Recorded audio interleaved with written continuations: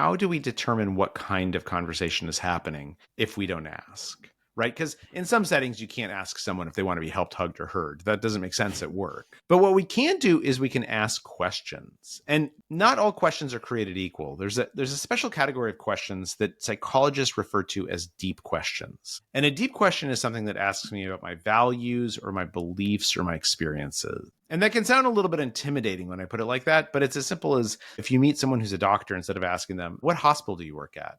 You could ask them, oh, what made you decide to go to medical school? Right? That second question, that invites the person to tell you something real about who they are. They're going to talk about their experiences when they're young, or they're going to tell you about their values that make this work meaningful to them.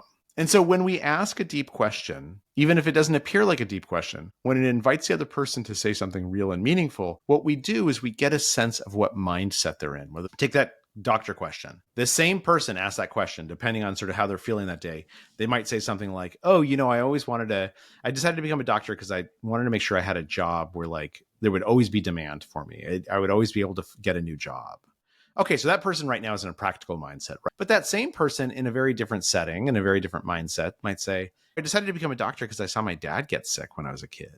And I decided I wanted to be a healer. I wanted to be that person who helped him. Okay, so that person's in a social mindset. By asking deep questions, people tell you what mindset they're in and what kind of conversation they're looking for.